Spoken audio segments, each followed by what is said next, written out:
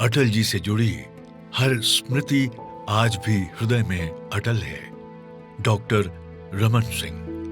भारत रत्न श्रद्धेय अटल बिहारी वाजपेयी भारतीय राजनीति के वो सूर्य हैं जिसके प्रकाश से मुझ जैसे भारतीय जनता पार्टी के करोड़ों कार्यकर्ता आगे बढ़ रहे हैं।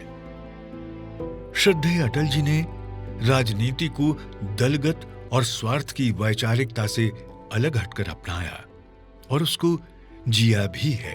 कई तरह के उतार चढ़ाव उनके जीवन में आए, लेकिन उन्होंने कभी अपने सिद्धांतों से समझौता नहीं किया। उन्होंने राजनीति में वो मिसाल कायम की है जो युगों युगों तक हमारा मार्गदर्शन करती रहेगी।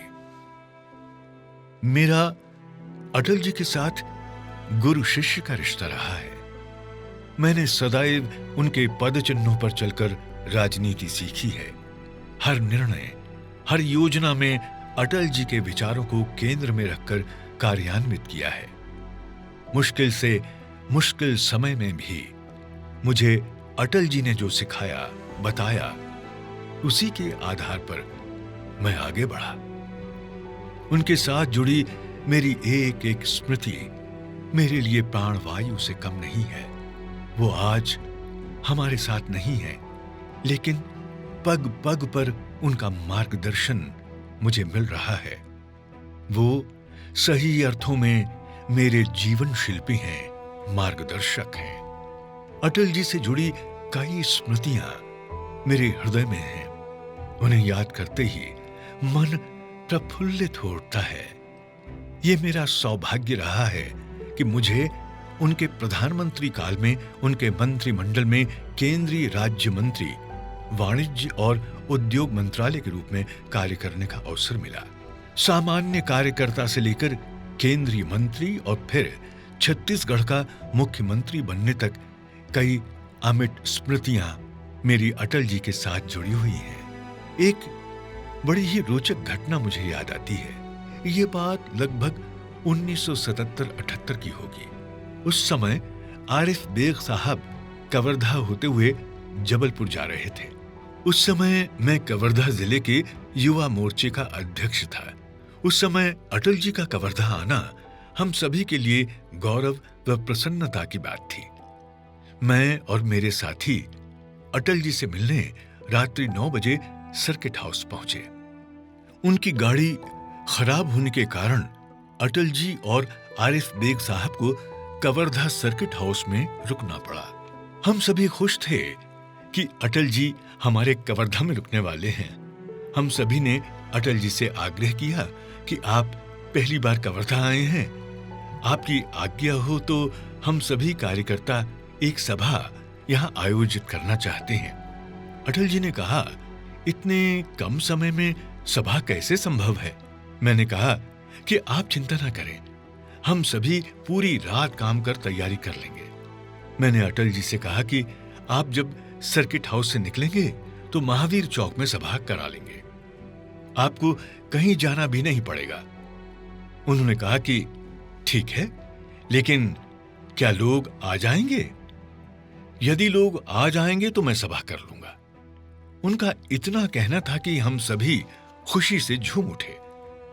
विश्वास ही नहीं हो रहा था कि कवर्धा में वो भी बिना कोई पूर्व तैयारी के अटल जी सभा के लिए तैयार हो जाएंगे।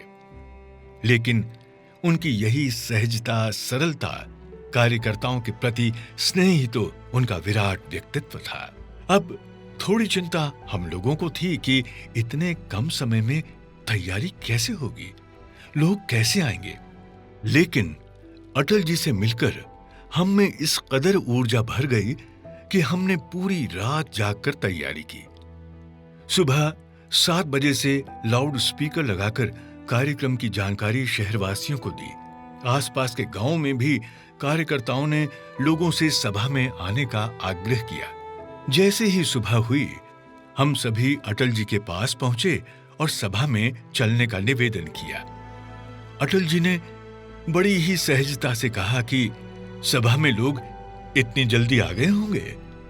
तब मैंने कहा, सभा में तो भयंकर भीड़ है, भयंकर शब्द सुनते ही वो मुस्कुराने लगे और कहा, जब भयंकर शब्द सुनते ही वो मुस्कुराने लगे और कहा, जब भयंकर भीड़ है तो चलना ही पड़ेगा।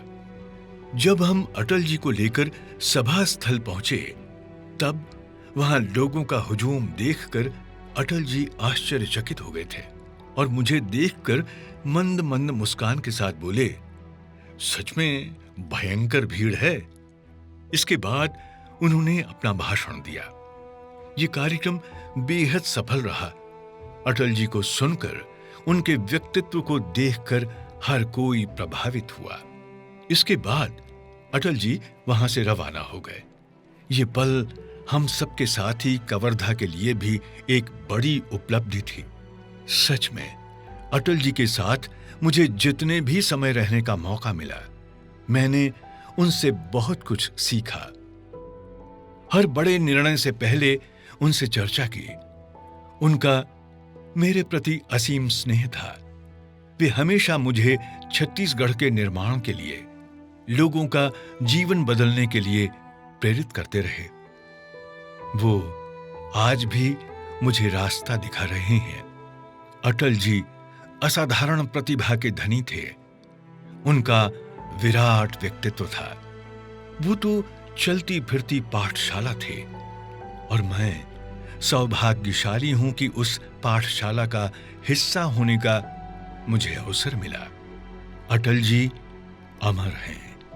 अटल जी अनंत हैं। अटल जी विशाल हैं। अटल जी विराट हैं। आज भी जब मन उदास होता है, तब अटल जी की ये पंक्तियां मेरे अंदर अदृश्य ऊर्जा संचारित कर देती हैं। बाधाएं आती हैं तो आएं, घिरें प्रलय की घोर घटाएं, पांवों के नीचे अंगारे, सिर पर बरसें यदि ज्वालाएं, निज हाथों में हंसते हंसते आग लगाकर जलना होगा, कदम मिलाकर चलना होगा, कदम मिलाकर चलना होगा।